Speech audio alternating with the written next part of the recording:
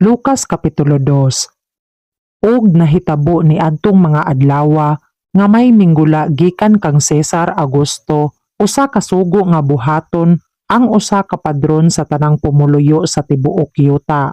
Kini mao ang unang padron nga gibuhat. Sa diha nga si Cirenio mao ang gobernador sa Syria. Og nangadto ang tanan sa pagpasulat sa padron, ang tagsa-tagsa sa iyang lungsod nga kaugalingon.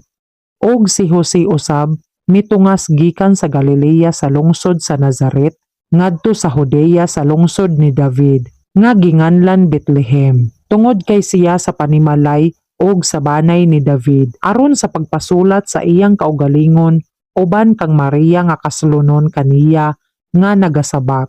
Og nahitabo nga samtang didto sila natuman ang mga adlaw nga siya mag-anak og nag-anak siya sa iyang